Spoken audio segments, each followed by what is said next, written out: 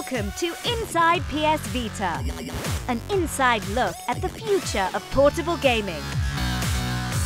Coming up in this episode, we take an inside look at social connectivity. The social network features of PlayStation Vita are one of the things that I think is going to set the whole console apart.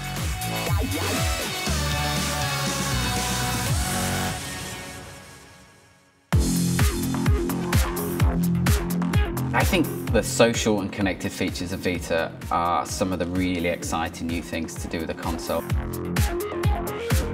It's now a socially connected device, so it's not just you at home playing, it's not just you and your friends playing, it's now you and the whole world playing. You can be part of a global community. It's like the device is constantly keeping you in touch with people. Anything and everything to do with the game lives on the live area page. And if you're into that game, that's the first place to go to see what's latest and coolest about your game. Whether it's to see messages from other players, go to the shop to look at downloadable content, look at a trailer for something new that's coming up. It's the whole world of your game in one screen. Live area is an interface for the developers to interact with the players of our games. So we can send you messages as you play, we can send you messages, announcements about new features, and it gives us a direct kind of connection to you. Even before you've actually got into the game, it's connecting you with your friends and connecting your experiences, which I think, is really inbuilt into what PlayStation Vita is and makes it a very, very powerful device. One of the cool things about it also gives you activity streams, so it tells you what your friends are doing on that particular game, what trophies they've unlocked, see who set fastest laps, see where you are compared to your friends. In Hustle Kings, for example, we have the game manual there, and there's also rules for all the different type of pool games. There'll be links to the forums where you can find out the latest information. One of the coolest things about PlayStation Near is it allows people to meet new game friends and then start to play with them too. So Near is about bringing the global community of gamers together. So you can meet all the friends in your street, you can meet all the friends in your town or abroad, and it allows you to see who's playing what, where. You could be walking down the street one day and 10 people could all be playing this game that you've never heard of that could introduce you to new content. Inside Wipeout, we have the idea of a near challenge. So maybe you set a fastest lap at home. That could become your near challenge. You could drop that challenge somewhere in a location. Somebody walks past it, picks it up. They then get that challenge on their PlayStation Vita so they can load it up and play the same ship that you've got on the same track.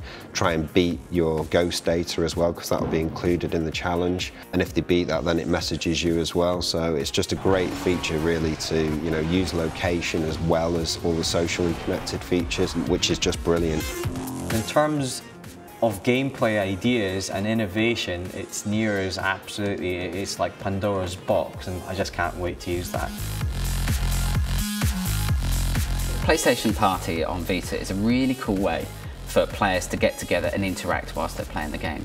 We can all jump into a party and we can all use voice chat and speak to each other, whether it's about the game or about what we got up to on Saturday night.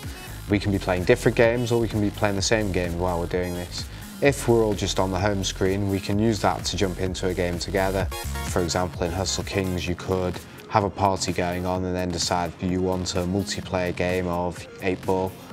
Bang, you'd all jump in and off you go. Great feature. I think it's first for any mobile gaming platform. I think it's a really good way of linking your friends together across the social network, which is really what PlayStation Vita's all about. So 3G on PlayStation Vita is actually one of the really cool things about it. And what it means is, obviously when you're at home with a handheld device, you can connect to your Wi-Fi hotspot and be online.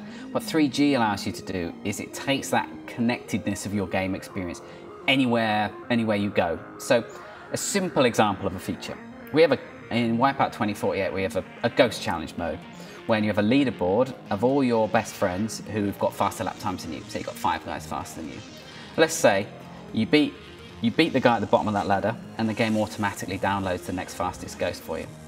Now, if you were then, back in the day before you had 3G, if you were to go and play the game on the bus on the way to work, you wouldn't be able to continue playing that game mode.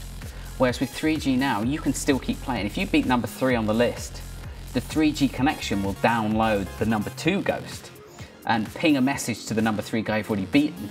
So whilst you're away from a Wi-Fi hotspot with 3G, you can still be competing and messaging your friends who own PlayStation Vitas and PS3s as well. It's a totally new way that people are going to be able to continue playing their games that we haven't been able to do before. We can now integrate your gaming with your social platform. It's now part of our life, these social platforms, these social networks. So why shouldn't gaming be part of it?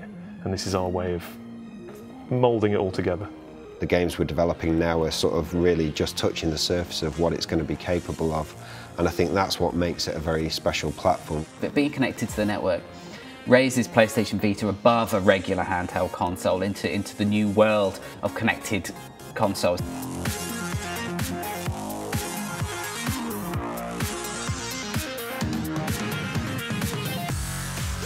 Don't miss the next edition when we take a look at crossplay, only on Inside PS Vita. Players on PlayStation 3 can play seamlessly against players on Vita. This is something which games like Wipeout are doing.